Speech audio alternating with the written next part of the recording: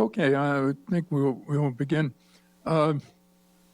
So today we're going to have a discussion and presentation on a very broad problem. Everybody at one time or another has had an itch.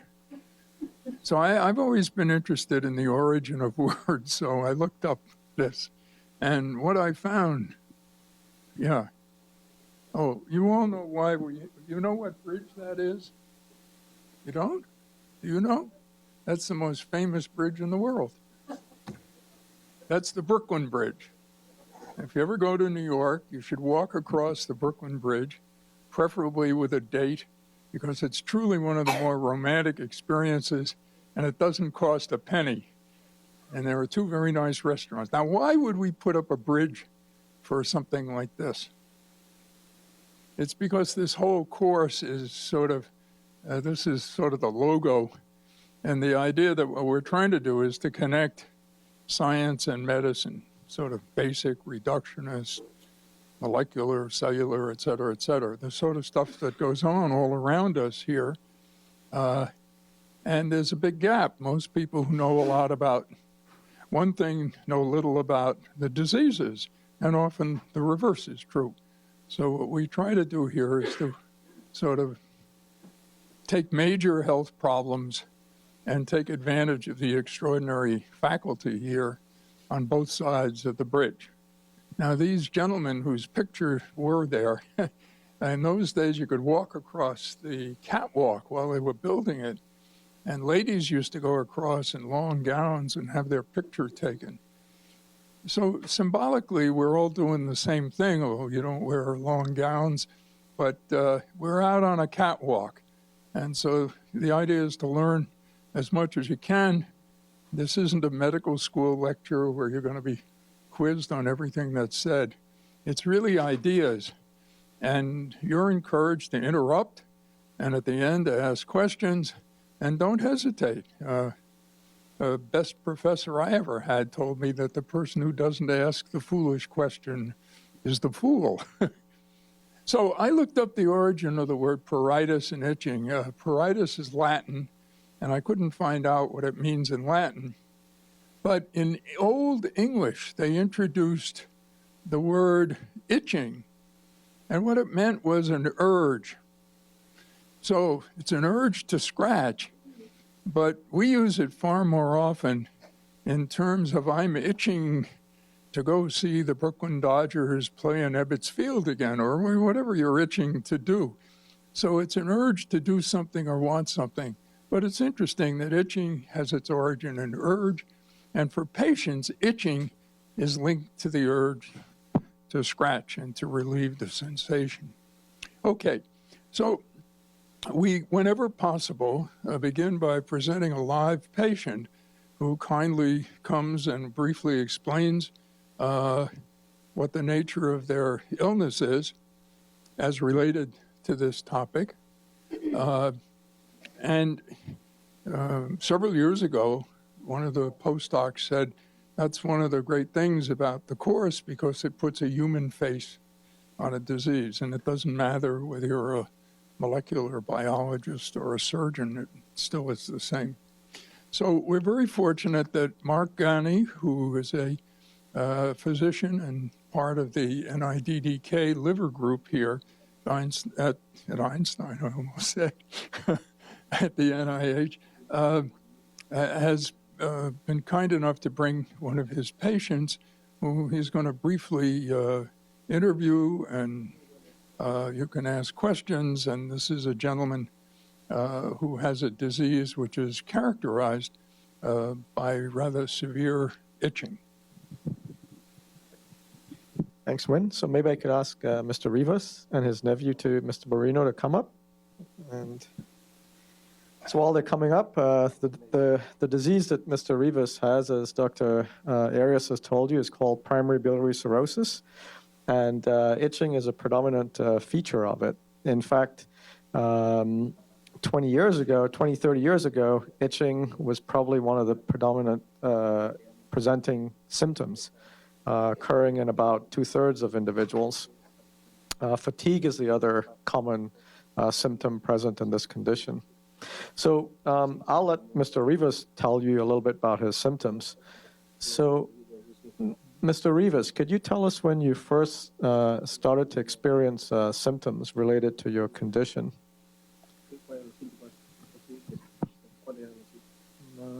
Antes se me pelaba la cara, pues. ¿Cómo se llama? I had my skin in my face peeling off. Okay.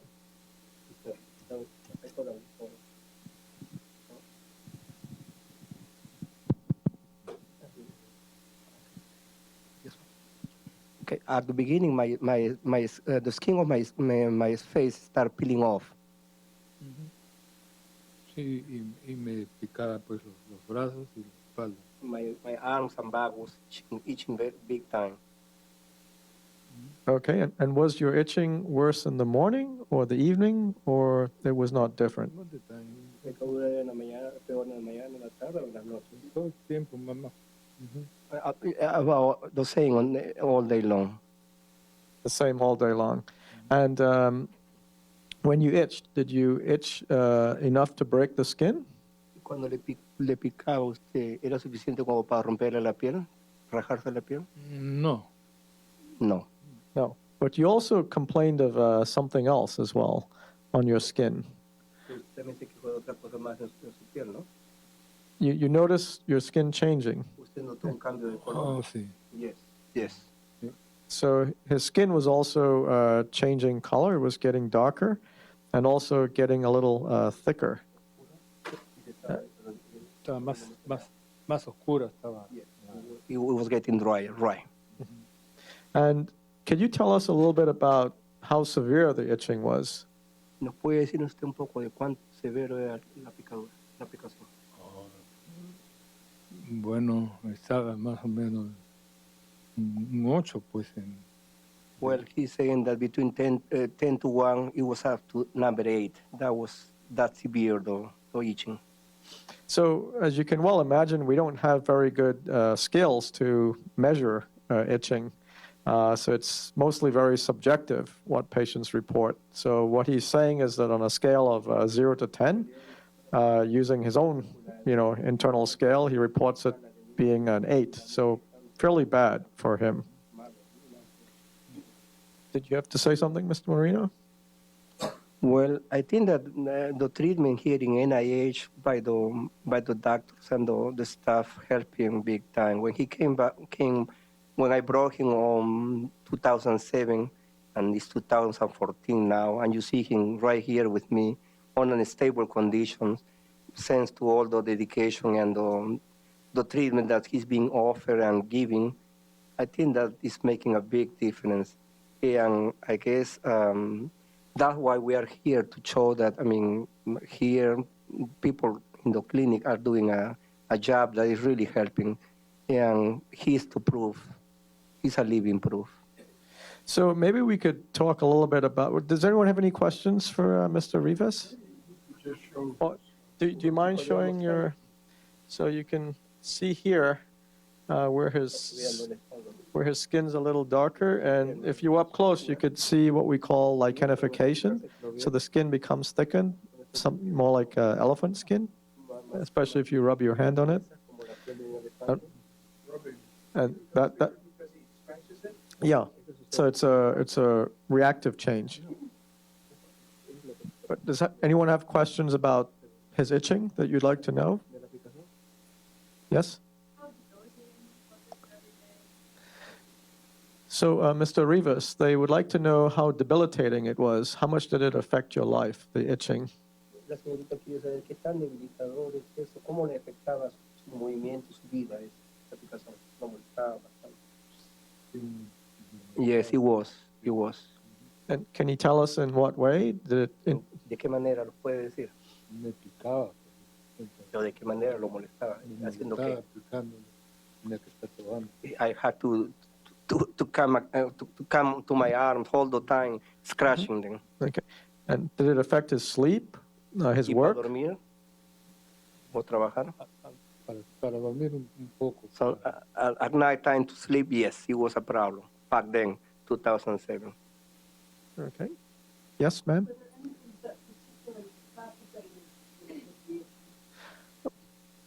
¿Alguna cosa que exacerbaba la aplicación, algo que lo empeoraba? El calor. The heat. So that's also very characteristic, that the warm weather would make it worse. Any dietary component? Were there any dietary components to the itching? Any foods that made your itching worse? ¿Alguna comida que le hiciera su aplicación peor? No. No. No, which also is characteristic. That's not affected by food. I asked whether he's ever been jaundiced. Has he ever had yellow jaundice of the eye and ¿La vez le han salido cosas amarillas en los ojos? No. No, he's never been jaundiced. Any other questions about the character or pattern or exacerbating factors of his pruritus? So was there anything you could do to make it better? ¿Había alguna cosa que lo hacía sentir mejor? El frío. The cold. The cold. But we'll talk about some things that we tried to make it better. I don't want to, take Dr. Arias's steal his thunder, but we'll tell you what we did to try to make it better. So what he has is itching associated with cholestasis.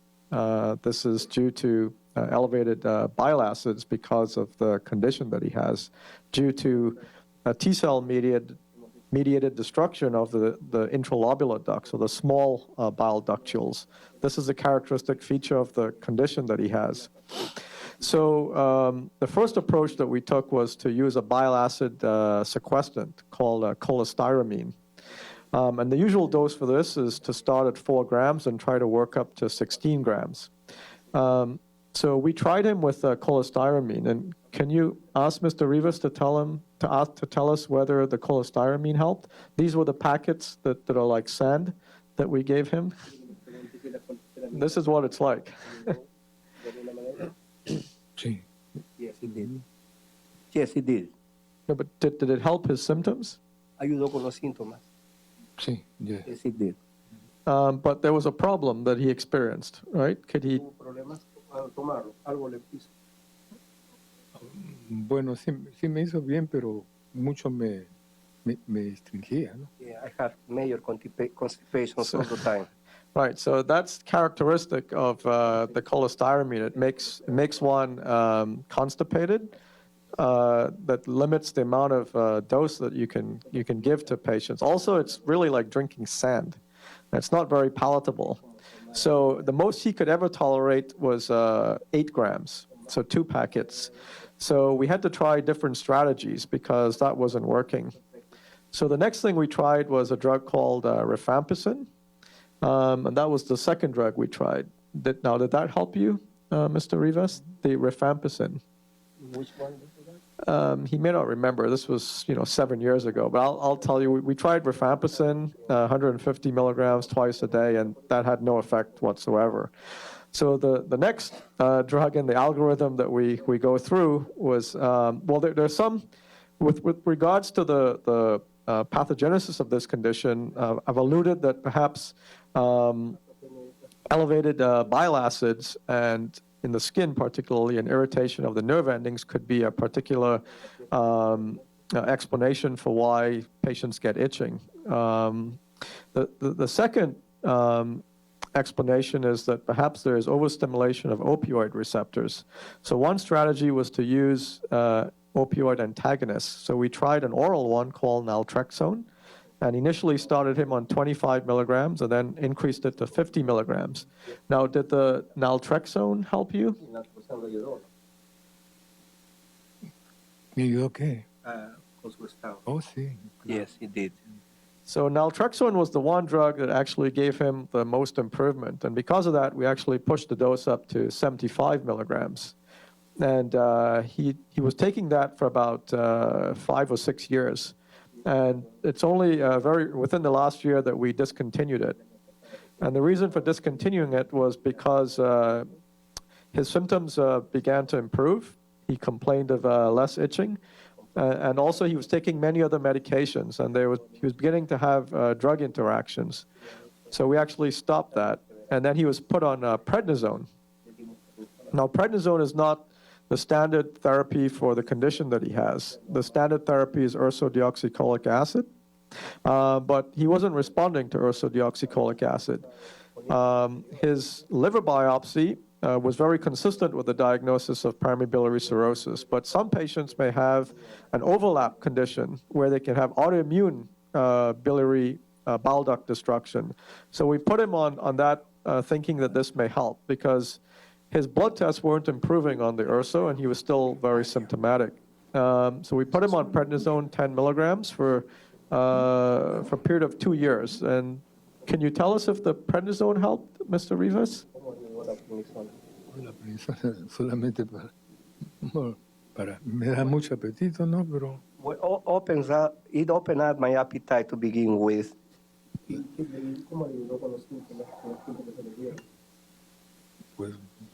pues me sentí un poco mejor, ¿no? It made me feel much better and hungry. Well, that's also typical of prednisone. Makes people increase their appetite, gain weight, but there are a lot of other side effects. And we tried him for a period of 2 years, and his liver biochemistries did not improve much on it. So we actually decided to stop it because of he wasn't getting much benefit, and there were a lot of side effects associated with it. So we discontinued it. So right now he's actually only on Actigol, or ursodeoxycholic acid, and the cholestyramine, and his itching, he says, is much better. Does anybody have any questions they would like to ask about the therapeutic approach or anything else about his condition before we turn it over to Dr. Arias?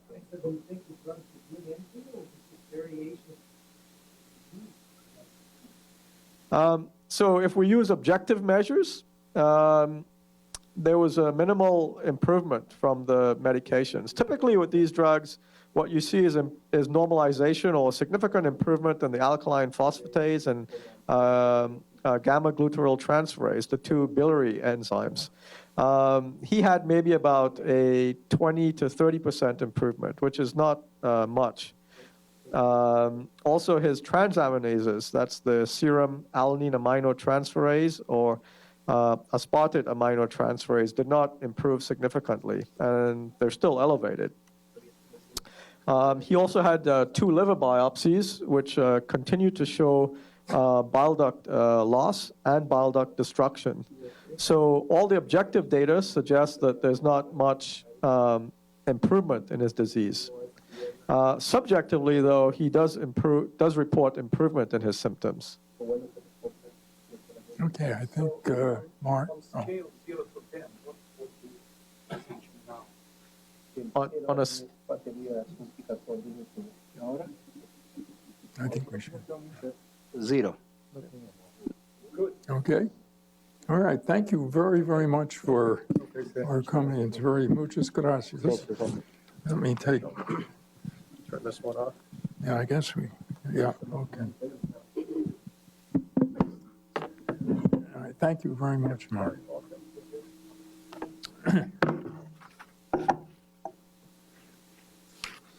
Okay, so I'm going to talk for a brief while about this problem of itching and liver disease. And some of the things I'll mention, I'll refer back to the patient who presented many of the features.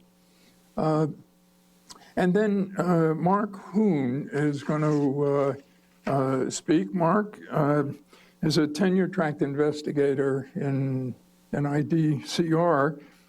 He got a PhD in biochemistry at the University of Leeds, came to the NIH in 1992, and has done extraordinarily interesting work on the problem of taste.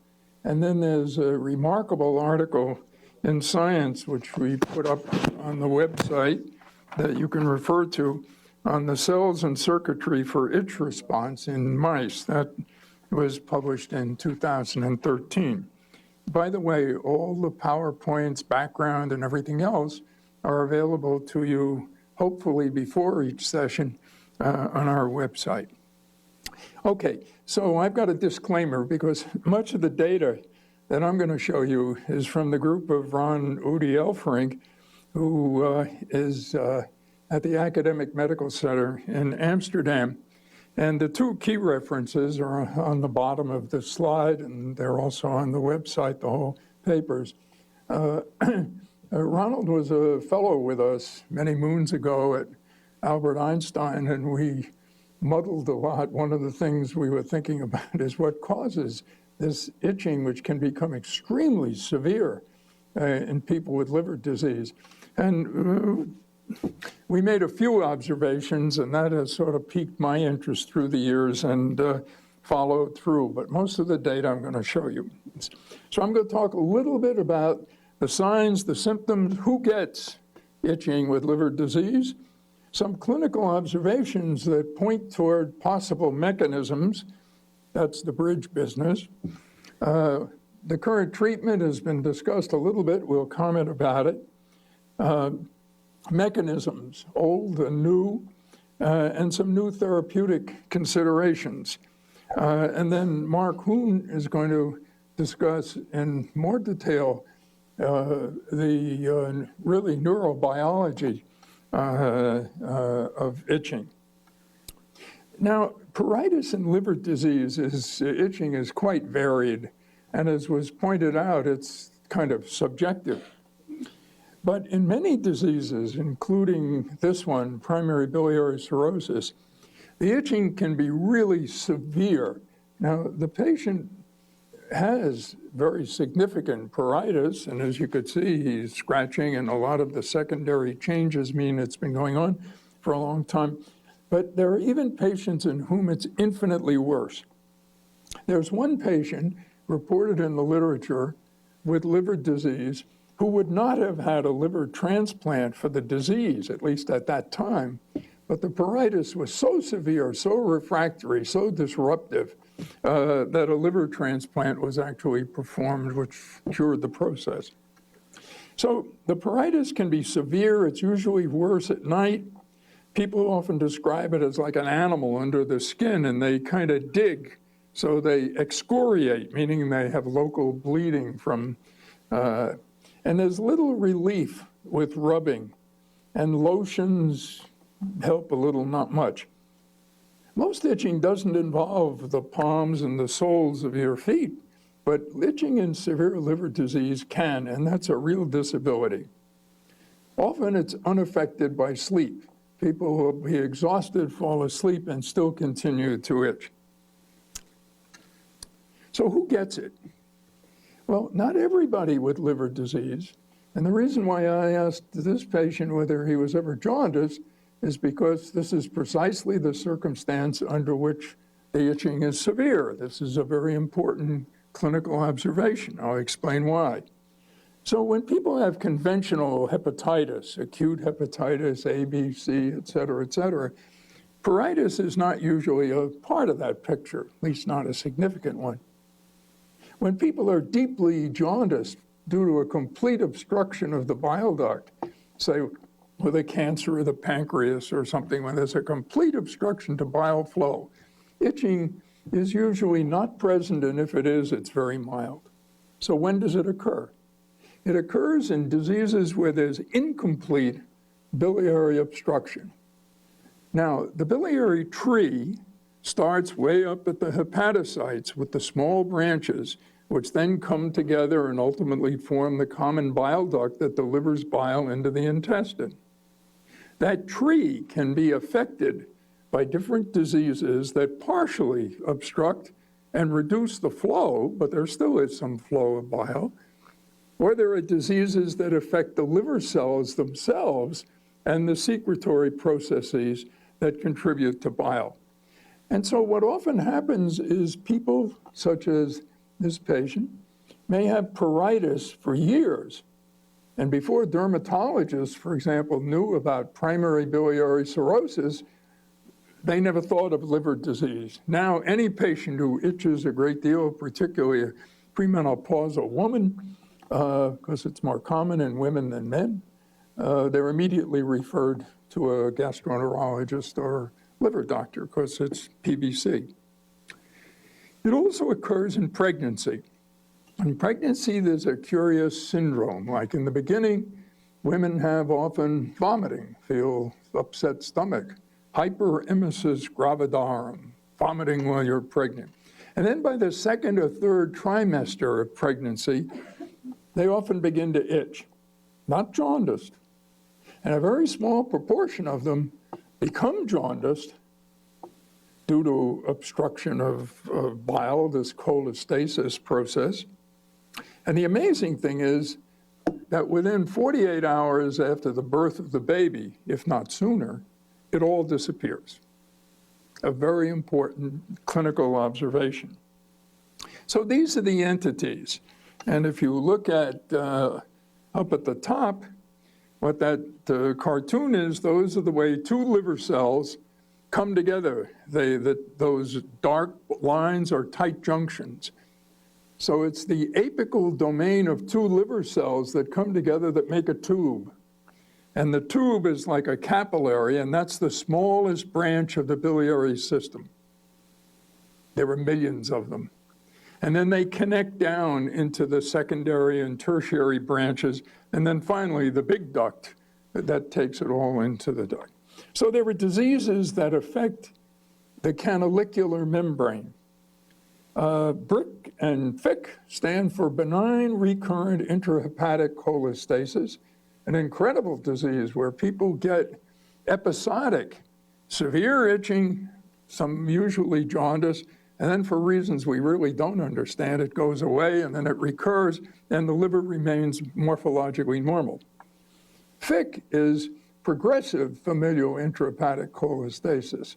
That happens in children who have a defect in one of the two ATP binding cassette transporters, the one that pumps bile acids out of the cell into this canaliculus, and the other pumps or is responsible for phosphatidylcholine being in the bile, and that's what forms a micelle and protects the biliary system.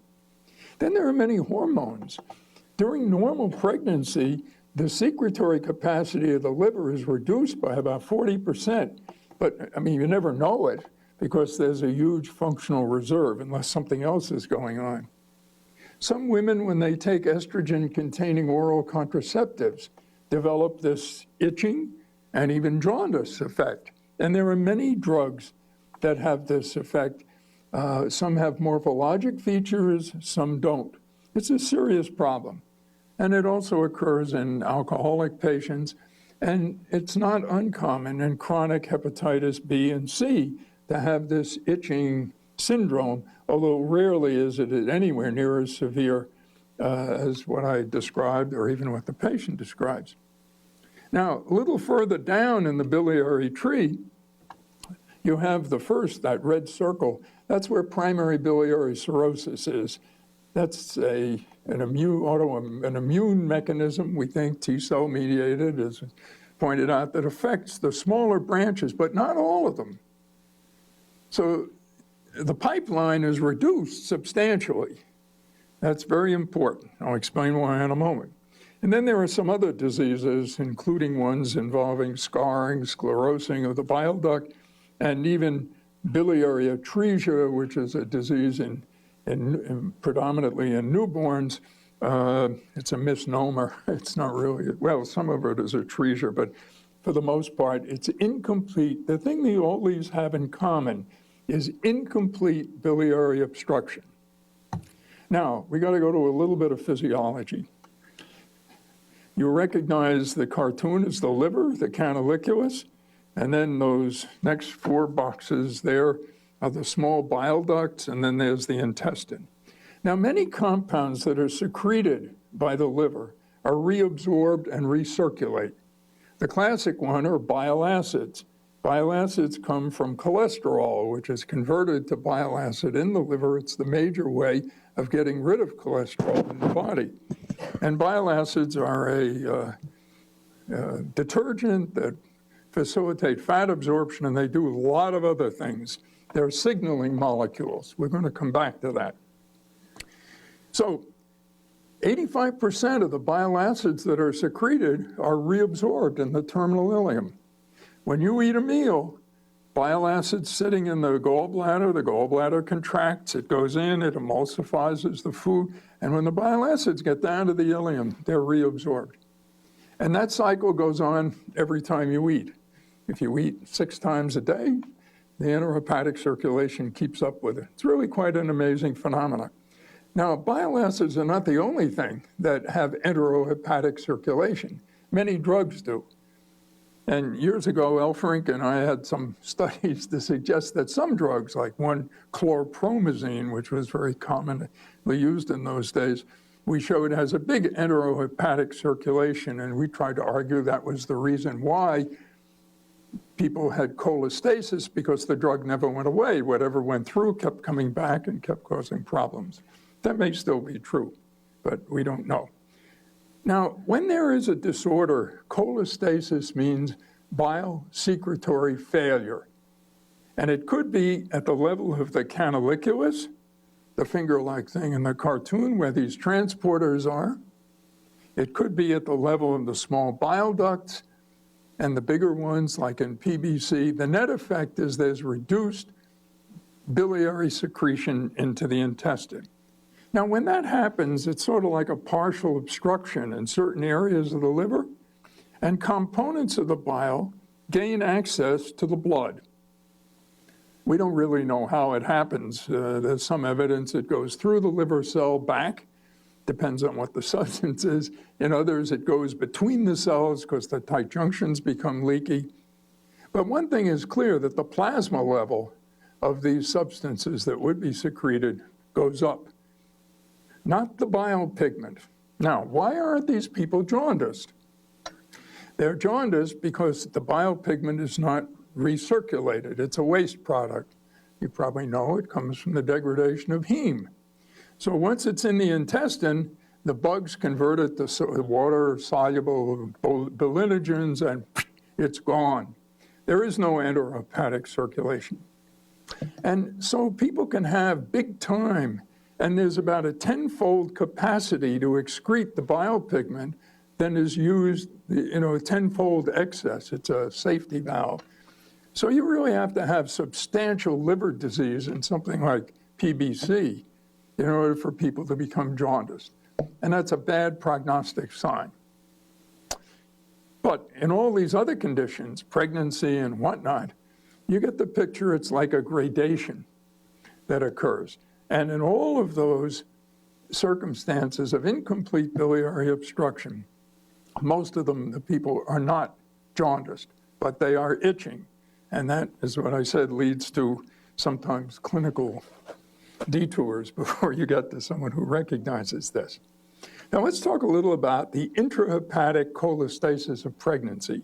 It occurs in about 1% of all pregnant women. And the major symptom is itching, and it can be very severe. Occurs in the 2nd to 3rd trimester. There are mild elevations of the plasma bile acid. They're elevated. They can go up to 4 or 5 times normal. And the whole thing disappears immediately after delivery. So whatever's going on, you think in terms of some biochemical, some regulatory event, not a structural thing, if it can turn on and turn off like that. So what are the clinical clues about the mechanism? One is the rapid disappearance of pruritus and cholestasis after delivery of a baby. The other is something that actually Elfrink and I did, 25 years ago, but now has become very popular. It's become refined. And that is, if you pass a tube into the stomach and then into the duodenum, and you can get that tube to go into the bile duct, and it's coming out of your nose. So it's called nasobiliary drainage. You basically are preventing any bile from getting into the intestine. And as I'll show you, the pruritus in almost all these diseases rapidly disappears. And as been mentioned, there's partial relief with these non-absorbable resins like cholestyramine, which basically is like trapping bile acids and other things in the intestine. It prevents the enterohepatic circulation. Or the bile acid like Kino or Urso, which promote biliary secretion, and it's thought maybe that may accelerate the relief. And then there's rifampicin. We don't really have a clue as to how that works. And then there's partial relief, and sometimes pretty dramatic, with opioid antagonists like naloxone. Now, those are the clinical observations. So here's an example of nasobiliary drainage. This chap has the tube coming out of his nose, and it goes right down into the bile duct. It's not so terrible, although when you think about it, you won't volunteer for it. But if you're itching like crazy, it's a wonderful thing, because look what happens. Here, itching is measured as intensity, qualitatively, the patient's word. But it's obvious when you see it happen. Someone who's itching, and they say, my gosh, within 24 hours, I don't feel it. And that's what happens. And as long as the drainage continues, it's fine. You take it out, and it takes actually a couple of weeks before it goes back to where it was. I'm going to leave this, but the general concept is that something is getting into the circulation that is stimulating the itch neurons, which you're going to hear a good bit about in a moment. So we're going to leave that. Now, the group in Holland was very much interested in trying to pursue this and find out what it is in the serum of people with severe itching and liver disease that can cause problems. And so what they did was they took, because they figure itching is neurons, so they took a bunch of neuronal cell lines and added serum from people with itching, without itching, severity, and whatnot. And what were they going to look for? Well, they looked for calcium. Why look for calcium? Because calcium is a major signaling event that regulates all kinds of pathways within a cell. So it's a pretty good thing to look for. And what they discovered was quite surprising. You can see it over on your left there. That's a dose response of adding serum to these neuroblastoma cells, and you're measuring calcium within the cell. So you add serum from somebody who has the cholestatic itching syndrome, and depending on the amount you add, the calcium goes up. It's signaling calcium release. And it increases serum calcium, as shown here, and it happens primarily with serum from people with the intrahepatic cholestasis of pregnancy, or on the other side, primary biliary cirrhosis, et cetera, as compared to the controls. Now, this was the first clue. So the question is, well, can we find out what it is? And so in a series of very interesting papers, they identified what it is in the serum of these individuals that causes itching. And in brief, here's what they did. First, you put it through a molecular sieve, you get an idea of its size, you treat it with a peptidase, the activity doesn't go away, so it's not a peptide. You treat it with pertussis toxin. Why would you do that? Well, because pertussis toxin blocks G protein mediated coupled receptors, a whole bunch of them, probably about 40 or more within the cell. And this thing blocked. Well, that was interesting. So that gave you a clue that there was something that was interacting with G protein coupled receptors. And so Elfring said, he knew the literature, and one of the things that was actually discovered in Holland by our colleague Molenaar in 2005, or no, even earlier, much earlier, that Lysophosphatidic acid was it. Well, so that they started looking for a lipid. And they used various techniques to eventually do it, which I won't go through. If you're interested, I'll give you the reference. And what they found is that the factor that caused the calcium increase was lysophosphatidic acid. And there its formula. So what's lysophosphatidic acid? Well, there's a huge literature, particularly in the 70s, 80s, into the 90s of the last century, to show that lysophosphatidic acid has a lot to do with the cytoskeletal arrangement of cells, with activating platelets, and actually with migration of cells. It interacts with PIP2 to help in the signaling process. And it acts on 6 different known G protein-linked receptors.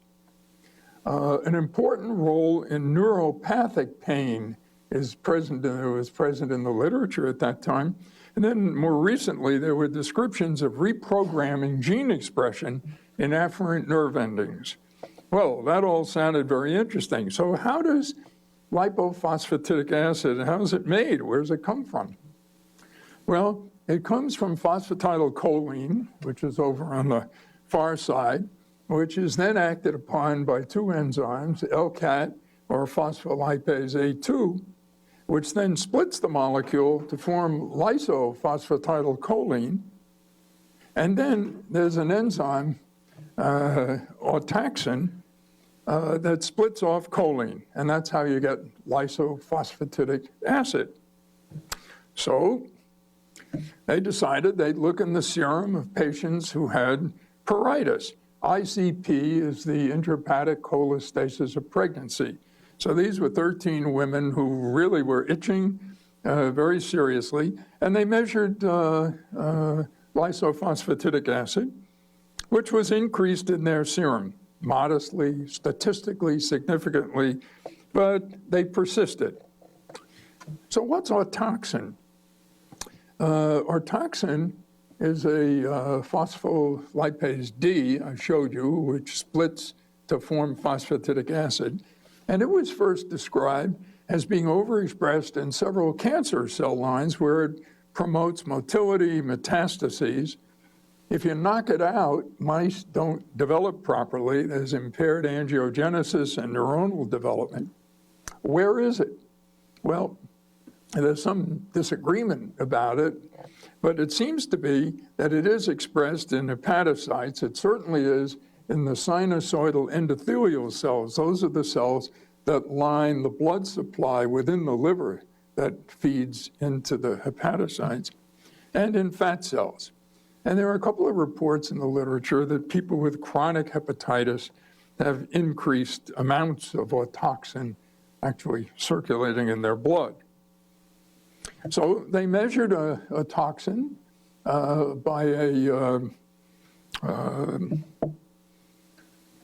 biochemical means, essentially looking at the cleavage of choline. And they used serum from patients who are controlled. That's the one on your far left. Those are, I forgot what PC is, pregnant control. Yeah, and those are women who are pregnant in the 3rd trimester who aren't itching. And then those with intrahepatic itching of pregnancy. Then there's a big significant difference. There's more Autoxin circulating in the blood. So then they looked at other patients, not pregnant ladies, and here are a bunch of cholestatic patients with, this is severe itching that these people had, not just a little scratch, as compared to cholestatic patients who didn't itch and healthy controls. And again, the Autoxin levels were substantially higher. And if they look at itching in other states, it sort of looks as if the cholestatic patients, those with liver itching, have much higher levels of Autoxin than do the cholestatic patients who aren't itching, or patients with chronic renal failure. Renal failure also gives rise to this severe itching syndrome, or people with uremia who were not itching. So this was further sort of guilt by association. But there are a lot of diseases that cause itching. Hodgkin's disease, lymphoma, is a very common one, and the itching can be very severe. It can be almost the initial symptom. But here, the Autoxin levels in the blood in people with chronic itch didn't make any difference. Why would you do burn patients? Well, because after a burn, there's wound healing, or if you cut yourself, and everybody knows you itch where the new skin is being formed, and that didn't make any difference. And also with itching with people with atopic dermatitis. So they thought it was specific for this. Now, what happens if you put this tube down and you drain the biliary system?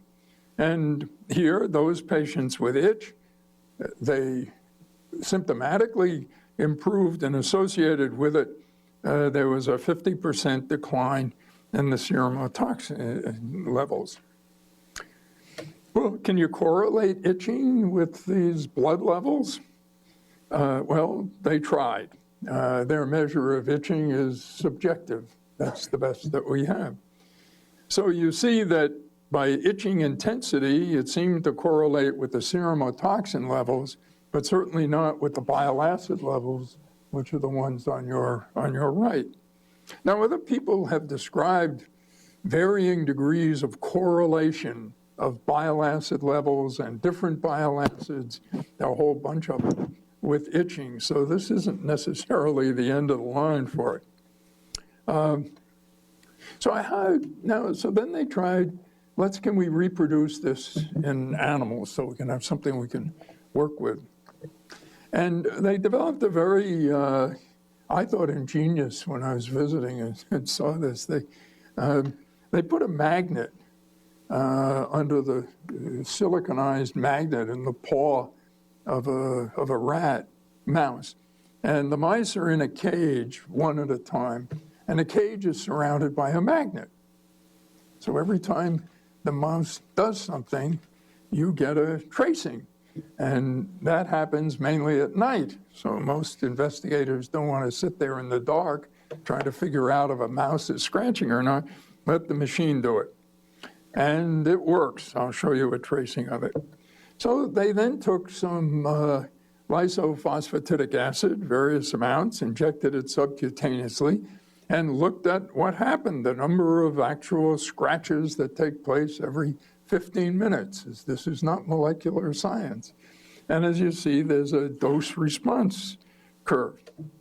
So why don't we make cholestasis in a mouse? Well, you can tie off a bile duct. You can take a mouse which is defective in one of the transporters, and you can also give them some bile acid. That will accelerate it. Or you can make the mouse pregnant and give them bile acid or not. And you measure the serum Autoxin levels, and you measure their scratching. And so in pregnancy in a mouse, nothing happens with any of those models. The Autoxin levels stay the same. They don't itch. Cholestatic mice don't itch. You can make them cholestatic, but they are not itching. So that was frustrating. But they also don't have very high serum Lysophosphatidic acid or Autoxin. So how does it potentiate itch? Now, I'm not going to go into this in any detail because Mark Hoon is going to discuss this more fully.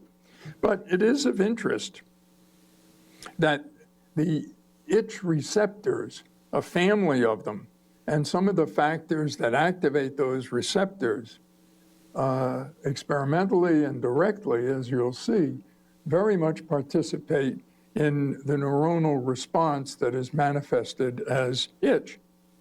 Now, one of the things is this protein TGR5.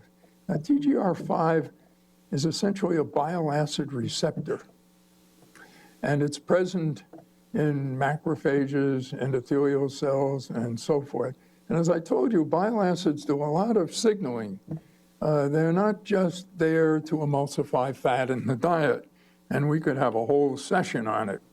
But here's from a recent paper in the JCI, 2013, on the potential role of TGR5 in itch. And so what you see, these are neuronal cells, and in the green, those positive ones are positive for TGR5. And what they've done is to measure scratching by a similar technique, I guess, I don't recall. In those have the wild type, which are the gray bars. Those where they overexpress TGR5, that's the blue bars. And those where they knock out TGR5, that's the red bars, over a period of time.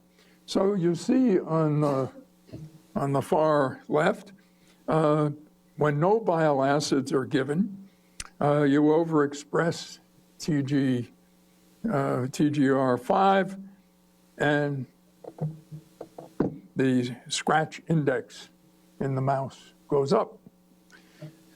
If you add bile acid in addition, this is desoxycholate, similarly, in the overexpressed ones it goes up and the other changes take place and they aren't.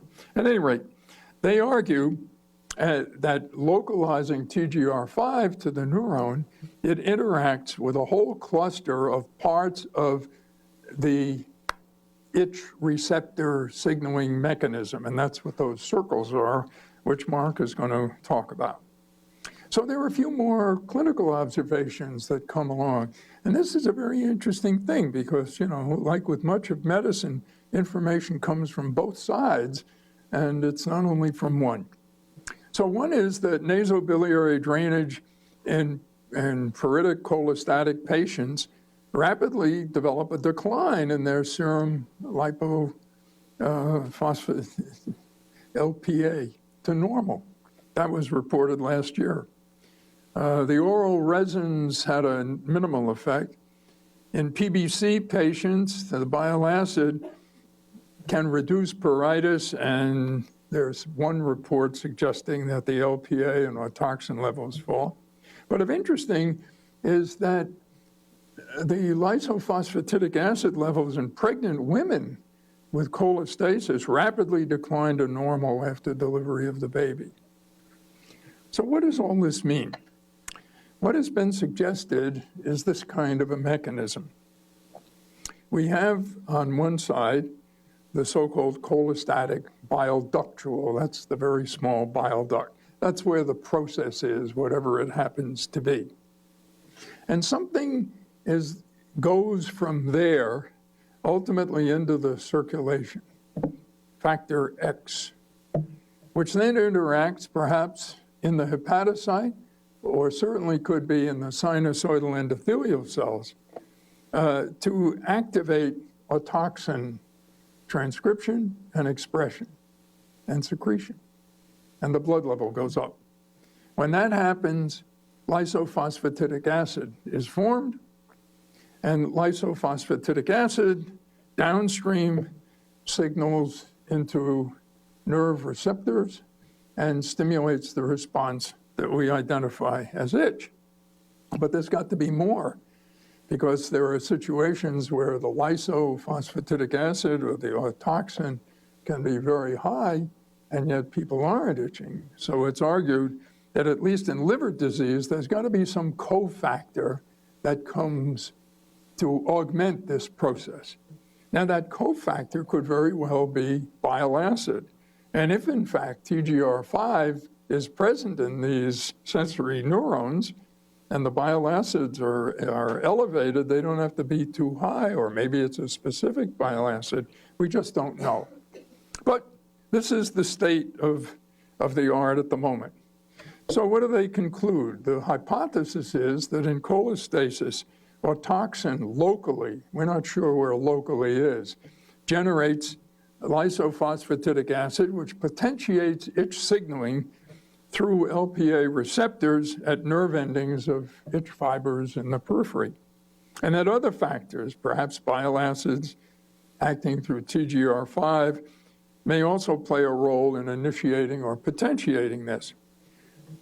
Well, a lot of work is being done now in various laboratories to test this. One of the most interesting develops is that lysophosphatidic acid antagonists and autoxin antagonists have now reached the stage where they're beginning clinical trials in cancer patients. It took a long time to get there now. This work started 5 years ago. Wouldn't it be amazing if an LPA inhibitor or an autoxin inhibitor actually interrupted this process to a degree that it ameliorated the severe symptomatology? We'll find out eventually. So that's the story. And so I've introduced Mark to you, who will continue and answer all the questions which you have and I have, right? Oh, I didn't say that.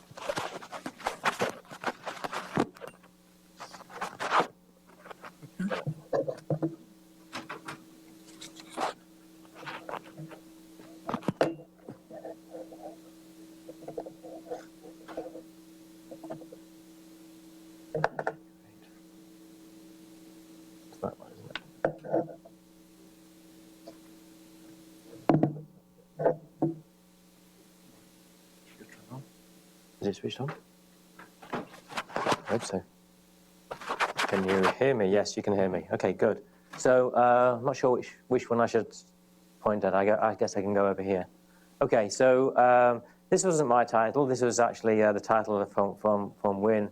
But I really like it because I've tried to use it as a tool to go through the different parts of the story and to introduce some background elements as well. So first of all, I'm going to talk about diseases. So chronic itch. There's actually a very large number of people and a really diverse group of people suffer from chronic itch. And as Wynne said, these people aren't like most. I think most of us here in this room probably don't suffer from chronic itch, and we just think of itch as something really annoying that happens. For instance, when a mosquito bites us, you scratch for half an hour and you get better and you forget about it. But for these people, it's like having a mosquito bite, but continuous, all the time. Really, and I went to a meeting on scratch this summer, and there's patient groups there's basically people who've all their life they go to bed, wake up in the morning, they're covered in blood. The bed sheets are covered in blood because they scratch all night long. So clearly, this mechanistically.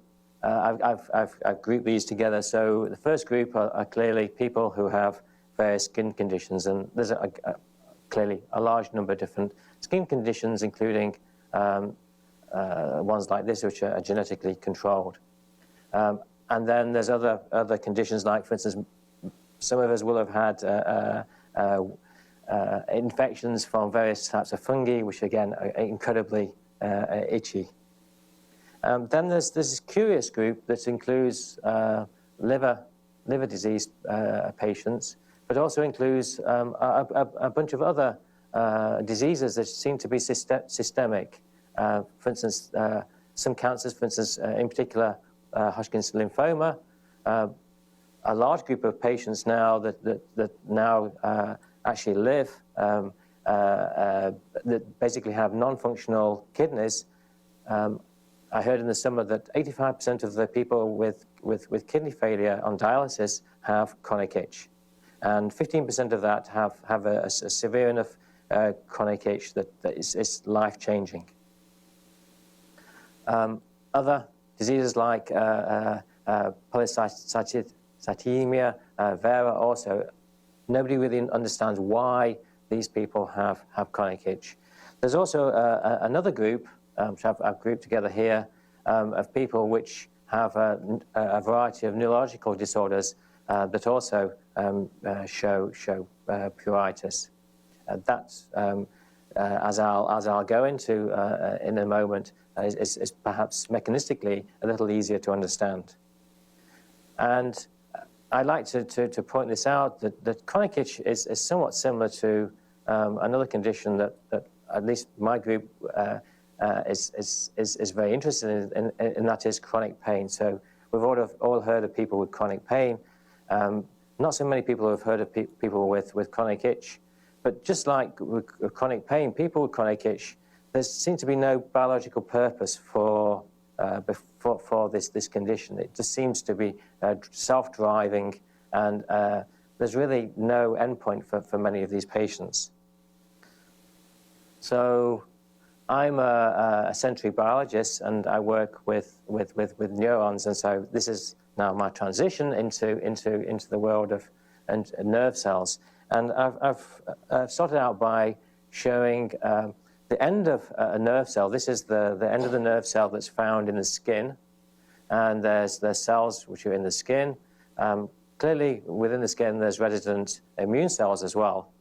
And it's an interaction, it's thought, between various of these factors that drive, for instance, those patients with various skin conditions. That there's an abnormality that basically drives activation of the peripheral nerve endings through activation of various receptors. So on this slide, I've shown some of the a table of receptors that have been suggested to be present in those peripheral nerve endings. At the very top here, the one that you'll all heard of, the histamine receptor. We all know that histamine, if you go for a skin test, the control that they put on your skin is histamine. It produces a wheal and also is incredibly itchy. It's the substance that's released from mast cells that are found in the skin that are activated, for instance, when a mosquito bites. There are a number of other receptors. I've noted these two here. These are ones that have been identified relatively recently by Xinjiang Dong's group for some compounds that aren't found endogenously, but are very useful tools for neuroscientists interested in itch.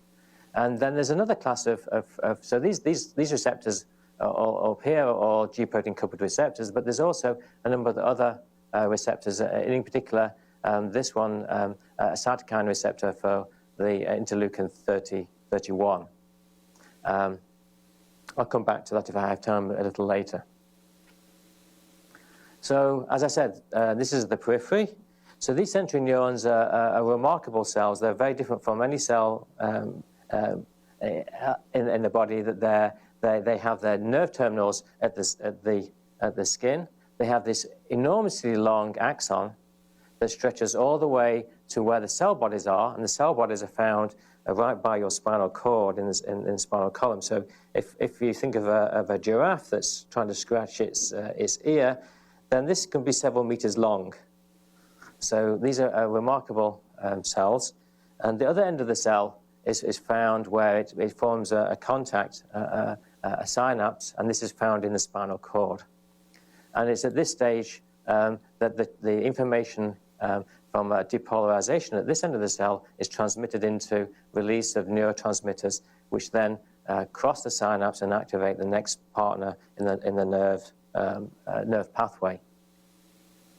So, as I said, my group's interested in how we detect different stimuli, and these neurons that are found in the spinal cord, the dorsal root ganglion neurons, are responsible for more than just itch. Clearly, if you feel mechanical stimuli through your skin, you feel temperature, you feel pain, you feel there's also proprioceptors that are in this class. So one of the questions that we had at the beginning is how do you actually distinguish between all these different types of stimuli? Is it that there's these multiple cells in there, and they all respond a little bit to all these different types of stimuli, and somehow they send a code onto the nervous system? Or is it, in fact, this case, where there's actually, in fact, groups of cells that are molecularly defined by particular receptors that then are responsible for detecting certain types of response? And in particular, we were interested because of work that preceded ours in a class of neurons that express this particular molecule, TRPV1. So TRPV1 is an ion channel. It's found in the plasma membrane. It was identified as the receptor for capsaicin. That's the substance that's found in hot chili pepper. So you already know that the cells that are activated are clearly not only responsible for that they're responsible for both heat, and they're also, if you think about hot chili pepper, they're responsible also for pain. And this is an in situ hybridization through a dorsal root ganglia, and you can see that the neurons that are positive, so this is in black, that express this receptor are fairly heterogeneous. There's cells which are fairly small diameter, and then there's very large diameter neurons. Now, there was also evidence that in fact TRPV1 and the TRPV1 neurons are required for itch. So, for instance, antagonists for TRPV1 block histamine itch. Agonists can cause itch, and importantly, a knockout for TRPV1 has basically lost responses to histamine. But what's interesting is that this knockout doesn't have loss to complete loss of H responses to other compounds, for instance, these two. So our question was, maybe in fact those neurons, although and these neurons expressing TRPV1, do they in fact encode for all itch? Or do they in fact have other receptors for these other types of itch compounds? And so we took a molecular genetic approach, and in this approach we generated animals that now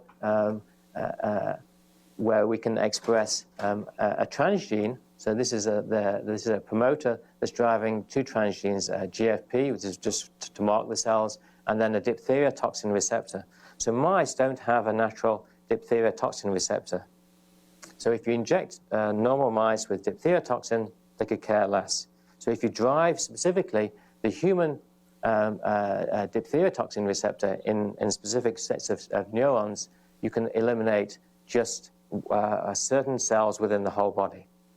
And this is exactly what we did. This is now a panel of in situ hybridizations where we're looking at different populations of neurons. And the only neurons that are lost in these animals after diphtheria toxin ablation are the ones that express the TRPV1. And sure enough, those animals have now lost, as expected, responses to histamine, or greatly reduced responses to histamine, but they've also lost responses to other sets of compounds that we know cause itch in animals. So we now know the neurons. So, but as I told you earlier, the TRPV1 neurons are not only just involved in itch. We tested these animals, and we know very well that they're also required for some types of temperature response and some types of pain responses. So still, how do we distinguish between pain, heat, and itch? So we favored a hypothesis that there were, in fact, there are select populations of neurons within the TRPV1 cells that encode for just pruritic responses. And we set out to try and identify molecular markers, preferably ones that would allow us to functionally define itch. And to cut a very long story short, we identified this molecule. This is a molecule called NPPB, natriuretic polypeptide B. It was identified probably about 30 years ago as a peptide released from the heart when it's stressed. And it's involved in controlling, as its name implies, blood sodium. And what we found is it's expressed in a small subset of neurons in the DRG. And importantly, in this mouse, a mouse that I've not had time to describe, it's lost. And this mouse, notably, has no itch responses. So this was the clue that we had, that this maybe was a molecule that was important. And first of all, we wanted to establish whether or not NPPB was expressed in the TRPV1 cells or not, and indeed it is. And so this is now I'm showing you a double label in situ hybridization.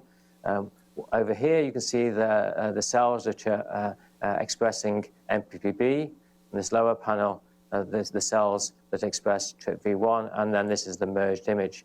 And you see that all NPPB cells also express TRPV1, but not all TRPV1 neurons express NPPB. So it's a subset of the TRPV1 neurons, and in fact it's about a quarter to a fifth of the neurons that express TRPV1 express NPPB. And importantly, these are a very distinct population of neurons. They have a certain size. They tend to be the small diameter neurons that express TRPV1. So this is the question that I asked earlier. So and as a cartoon, as I showed, that the NPPB neurons are a subset of the TRPV1 cells. Importantly, when we now perform double labeling experiments where we look now for the itch receptors that I talked about at the very beginning. This is one receptor class, the mass-related GPCR A class, and this is a related itch receptor. And importantly, these receptors are found co-expressed with MPPB. So it looks like this molecular marker defines the right cells that are required for itch, and in the same cells as that express a functional receptor. So we generated a knockout, and we started to characterize the knockout.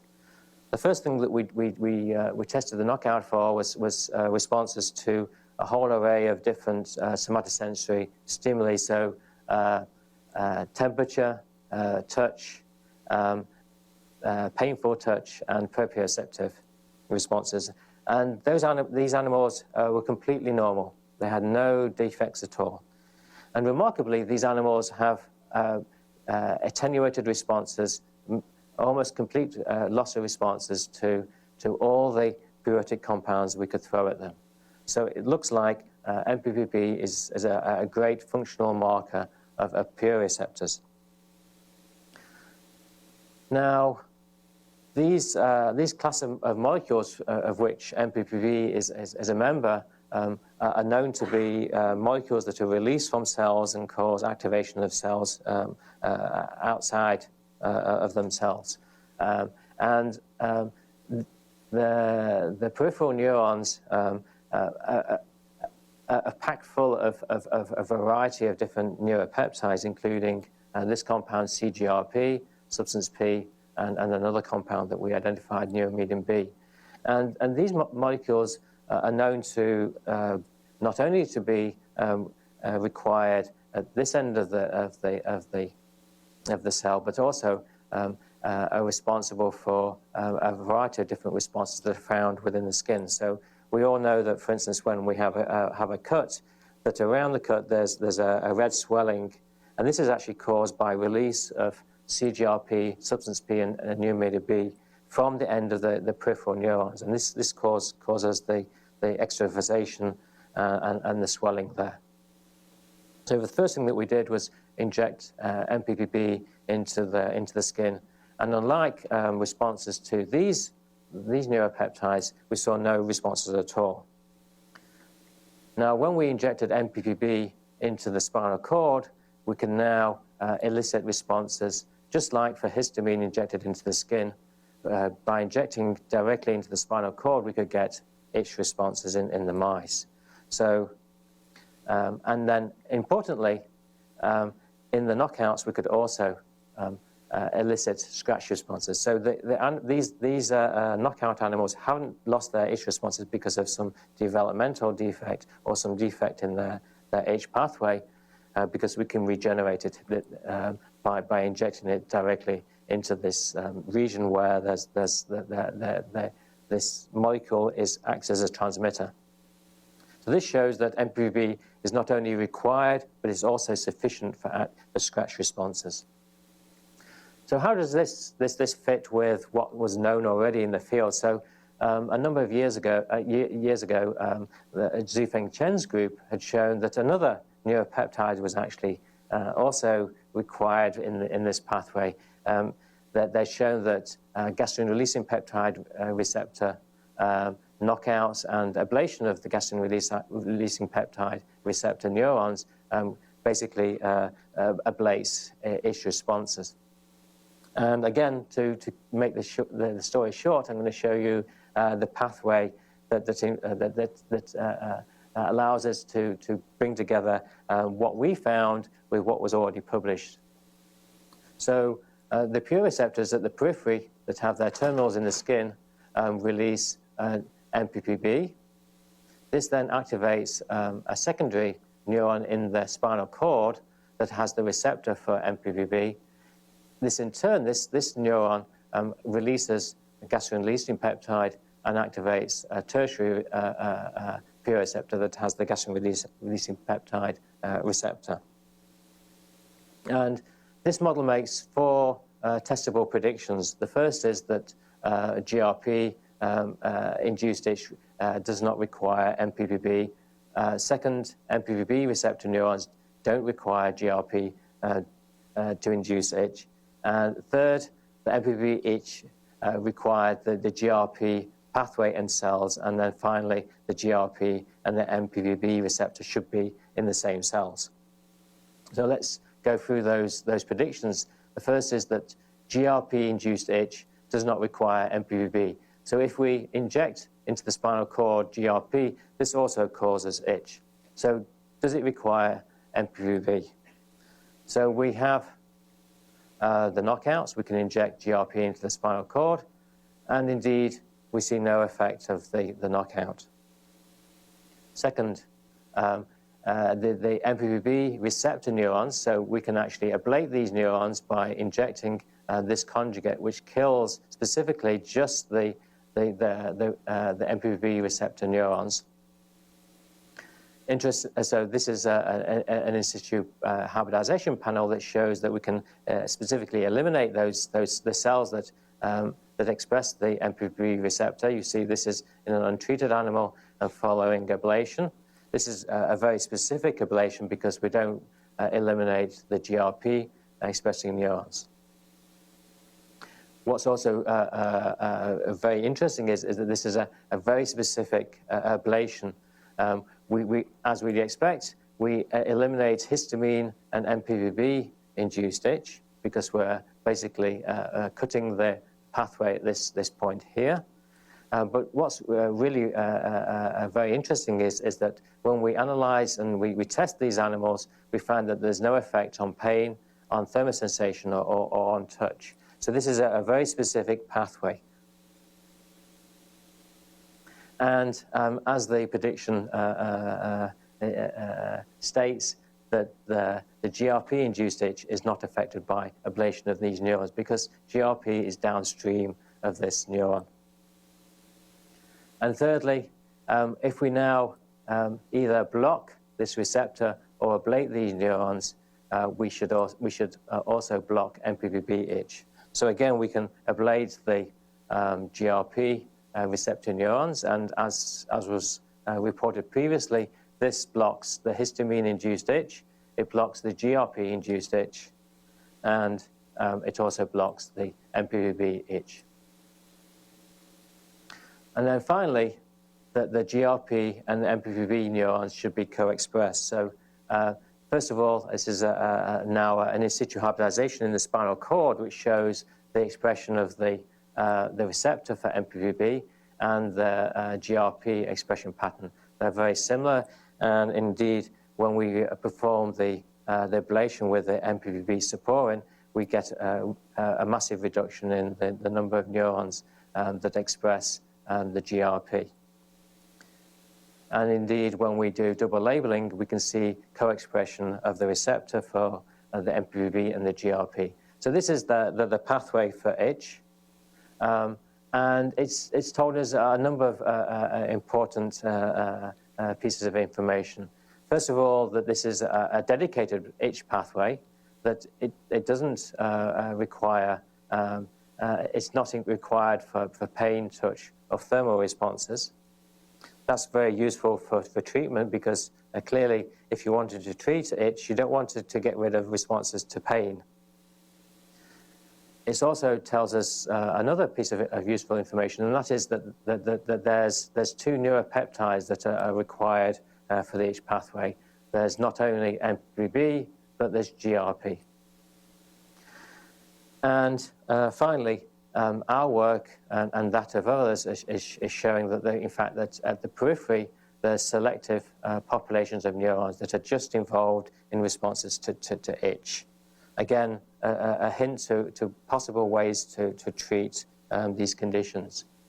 And so this final few slides, I wanted to go through possible ways and mechanisms for treatment of chronic itch. I mean, first, I want to talk about this group of treatments that go via the peripheral nerve endings, the peripheral neurons, and there are a number of different treatments that are already available and ones which are in development. The first is is, of course, antihistamines, which we all use when we're bitten by a mosquito, that are fairly effective. If you put on an antihistamine cream when you get bitten by a mosquito, at least I get some relief. But very often for patients, I'm guessing for the cholestasis patients, is completely ineffective, because this is not the mechanism by which those people get their chronic itch. There are other treatments that are in development. So a group of people that have atopic dermatitis, it's been found that they have increased levels of interleukin-31. And in fact, there's a new a humanized monoclonal antibody that's in clinical trials that's been used to treat those class of patients. There's also some papers out I read recently, an anti-IgE monoclonal antibody that's been used also for different classes of people with chronic itch. Again, these are people really that have skin conditions, and you can actually start to understand the mechanism by which these types of treatment might work. But clearly this is a difficult area to work in, because first of all you have to identify the molecules that are aberrant at the periphery, and then find ways to block them. Another approach is that of attacking itch centrally, and we heard from Wynn's talk and from the introduction at the clinical side that's inhibiting opioid receptors. I've not had time to really talk about these, but that these receptors are found in the central neurons that are found in the spinal cord, and in fact one of the classical symptoms of epidurals, we're talking about pregnancy, so one of the classical symptoms of epidurals is intense itch. Intrathecal opioids, mu opioids, can cause really strong itch responses, and very often patients with spinally administered mu opioids will ask for antagonists because it's so bad. But clearly, one potential area for development of new anti-itch agents is antagonists for these two neuropeptides, GRP and the one that we identified, MPPB. And clearly, for drugs to be effective, then you really need to have something that's very specific. And clearly, for both of these neuropeptides, they're found in different areas of the body. So there could easily be, and there might easily be reasons for not using these as targets for development of itch. But what's really remarkable about this itch pathway is that both GRP and MPPB are required. And one thing that may in the future be possible is to actually use a mixed antagonist for these two compounds, where at a level of antagonism where they don't have side effects, but they act synergistically because they're both required in the itch pathway. But that's clearly something that's for the future. And the third class of treatments for itch really stems from the question of how does pain inhibit itch? And we all know that from our mosquito bites, at least I do, if the mosquito bite's so bad, I'll scratch until it becomes painful, and then the itch goes away. And this is something that's well known. If you scratch long enough, it will become painful, and you don't have any itch anymore. So how does that happen? So it's believed that in fact there's an inhibitory pathway that stems from this pain pathway that goes into the spinal cord, and branching off of the pain pathway, that there's activation of inhibitory interneurons, and these release some factor that inhibits this pathway, and this pathway's there's two very strong pieces of evidence that this is indeed the pathway. First of all, in animals where there's a conditional ablation of the neurotransmitter glutamate, VGLUT2 conditional knockouts, those animals exhibit spontaneous and potentiated itch. So these animals basically after about 6 weeks have to be euthanized because they scratch themselves so much that they basically have large lesions all over their body. The second piece of evidence for this pathway is that a mutant of this basic loop helix transmitter 5B5. These animals have lost this class of inhibitory interneuron, and those animals, just like the conditional knockouts, show spontaneous and potentiated itch. So if you get rid of this arm of inhibition in animals, you not only don't get the chance of actually having this crosstalk, but in fact this arm of this pathway actually acts as a tonic inhibitory pathway that works all the time, that prevents itch from happening.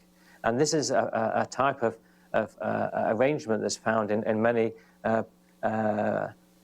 sensory systems, that there's crosstalk between different sensory modalities. And again, in the case of the patient, told us that in fact cold inhibits itch. And again, there's good actual evidence that this occurs in the spinal cord. And in fact, we all know that cold also inhibits pain. And that's why we put a cold compress on something that's painful, because there's these pathways that crosstalk between the different pathways. So if I was to draw another pathway here for cold, then there was probably another set of inhibitory neurons that would act on this pathway here for pain, and also on the itch pathway. So, big question: how does this that we still don't know is what is the transmitter here that acts to inhibit this pathway? And really, a clue from that came fairly recently, and this is a different opioid. This is a dinorphin. This is a kappa opioid receptor, and in fact, this compound is now under in clinical trials as for treatment for a type of itch, uremic itch. This is the itch that's found in renal failure patients, and so this would be my third class of compounds that could potentially be used for treatment of chronic itch. That you are basically attacking the itch pathway and trying to prevent it by inhibiting at some stage here in the pathway. So there are many questions, of course, that remain, and I've just named some of them here. The first is that a lot of the work that we've been doing and people in the neuroscience field have been doing is basically assuming that acute itch, because all the experiments we perform in mice are acute itch, that all those cells and molecules are the same as for chronic itch, and that might be not a correct assumption.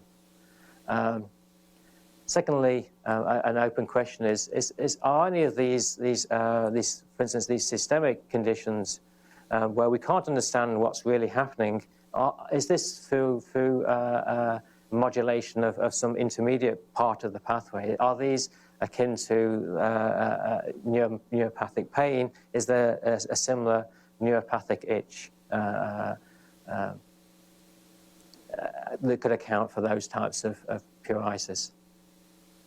And another open question, at least for the patients that have skin conditions, what is it that's happening in the skin that actually causes the chronic itch conditions? And there's a lot of evidence that in fact there's a dysfunction of the immune cells interaction with epithelial cells, and this is what drives the chronic itch in those conditions. So I then like to say that I think that there's definitely hope by identifying the molecules and the cells. I think we're now in a unique position that we're actually moving forward into trying to understand all the stages of the pathway, and hopefully this will lead to new therapies and treatments. And finally, I'd like to thank people in my group that are involved, in particular Santosh Mishra, who did the majority of the hard work that I've talked about with the MPPB story. So thank you.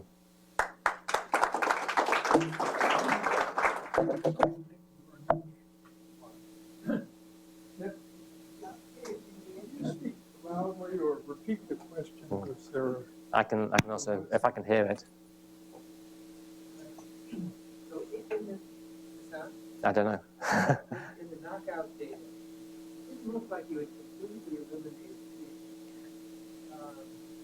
the Yes. right? So do you think that there's another pathway, or So we would favor that, and this is why I carefully labeled this, that in fact MPPB, like most neuropeptides, acts as a neuromodulator. So there's very good evidence that these neurons are glutaminergic, and so glutamate is also working. So we didn't eliminate glutamate, so that there is some low-level still transmission. It's just it requires, for full scratch responses, you need to have both together. Do people who have neurologic inheritable disorders characterized by a failure to appreciate pain, do they itch? So I don't know about that per se, but I know, so there's a group of people that have no responses to pain, and a knockout for the same gene that's affected in those individuals has been made recently, and I know that those animals have no itch responses as well. So it's a sort of indirect, but probably yes. There are very rare individuals that have no pain, and they actually tend to die early because pain is useful. It keeps you alive. Are these neurons present in late fetal life? I'm sorry? Are these neurons, the dorsal Yeah. neurons, are they present in late fetal life? The receptors and those. Are they present in utero, are you asking? Yeah, this is the question. This is the political question. Uh, Whether fetuses feel pain. I don't think I would answer that question then. So along the same lines, are there are people who don't itch? So are you aware of what the expression of NPPB are in those individuals? I don't know. We've not looked to. I didn't realize that there are actually people who. Well, I don't. mean, this is anecdotal, but I know there are people who, normal stimuli that would induce itching. At least it's much more difficult to induce itching in them. I mean, it'd certainly be interesting, but clearly there's a long pathway where multiple genes could be. But it's also interesting that they also have reduced responses to capsaicin as well. Right. I mean, I would favor that they're probably, because MPPB is one of those genes that is needed for more than just itch. It's actually required. It's produced by the atrium in the heart to stress, and so I think those people would have many other probably health problems as well. That their blood pressure wouldn't be controlled, and they would have problems with heart function as well. So there's probably other explanations, but clearly they're affected somewhere in that pathway. Is the reciprocal true? Does, let's say, treatment with histamine reduce pain? So histamine is very complicated, because if you inject histamine just into the dermal layer, it causes itch. If you actually inject it deeper into the skin, it's painful. So there's receptors for that are probably in the pain pathway as well as itch. So it's not a clear cut.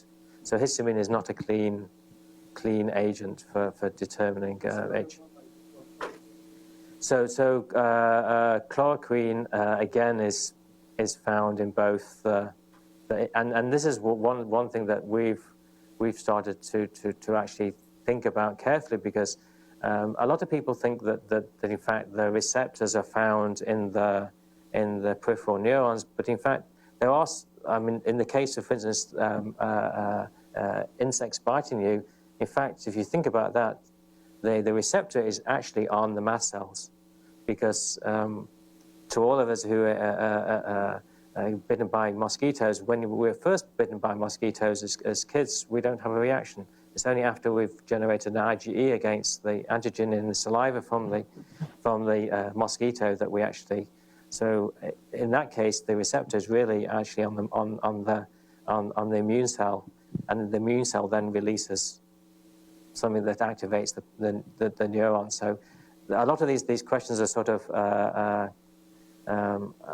somewhat, at least for me, open exactly where the initial receptor is, because it could be some other factor that's released that then causes, or there could in some of these systemic conditions there could also be compounds that actually activate in the spinal cord.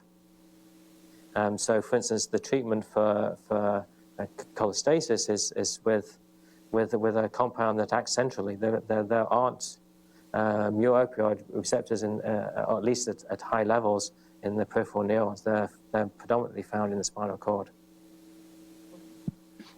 Yeah, so you've shown us today that itch is associated with a specific cellular molecular compartment, say. And you also just reminded us that pain serves a function. So what is the function of itch? That's a good question. I thought it would be one of the earlier questions I would have had. And I can give an opinion. I can give an idea. I mean, the thing is that clearly we don't know what's function it serves. One explanation that I've heard, and I think is not unreasonable, is that this is evolutionary, a mechanism to remove parasites from the skin. So if you get, because this is a reaction just to the very surface area, so you can't get itch if you inject compounds deep within the skin. You don't get an itch response. The animals don't scratch. They don't care. It has to be delivered within that very surface area of the skin to get a histamine response. And so the argument is that this is was a evolutionary mechanism to basically get those parasites out of your skin quickly. And the argument is that basically you want to scratch until it's painful, because then you know you've gone down to the part of the skin where you've got now pain fibers, and you don't want to remove any more, because then you're going to get infections, you're going to have problems. What's the role of cannabinoids in itch? There's literature on that. So I'm not an advocate for Colorado and Washington. He's asking all the political questions. Well, I mean, there's quite a literature on the cannabinoid receptors in relationship to itching, but I'm not really familiar with all that literature on cannabinoids. I mean, cannabinoids seem to prop up all kinds of places in the central and the peripheral nervous system, and are cited as having roles. But clearly there's some evidence in the pain pathway, and maybe they're in the itch as well. Maybe if you you can get a doctor to write a script for you for bad itch as well. Well, some of these diseases that are really intractable, it's not so crazy. I mean. Well, I mean, the thing is with a lot of these sensory inputs, it's really, and this is why, for instance, patients, or at least a hypothesis has been put forward, the reason why patients, before they go into bed, seem to feel that itch is worse is because they have nothing else to think about. Their sensory field has now gone down to nothing. They haven't got visual, they haven't got auditory, they haven't got any other sensory input. Itching now, because they actually notice it. And so there's a whole field in the chronic pain arena, which are basically trying to find therapies for people with chronic pain without treatments, is basically of distraction. And if you can, the opposite of distraction is basically sedation. So if you can basically sedate the individual, they won't feel that they want to scratch, they won't feel that they have any pain. The sensory world has gone down, and in fact, there's people with pain and itch that are given drugs that are anti-epileptics. Again, these are drugs that basically reduce the tone of the sensory system. It reduces the excitability and reduces the level of sensory input and processing. Are you interested in looking at this TGR5 or the Lysophosphatidic Acid? So, I mean, a lot of our focus is actually returning to work on pain. I'm in the Dental Institute, and everybody knows if you go to the dentist, because you have a pain, and so that's where we're focusing. And so, same token, people are itching not to go to the dentist. yes, Listen, I want to yes. thank you very, very much, and thank you all. I hope you enjoyed as much as I did. Thank you. Thanks again. Thank you.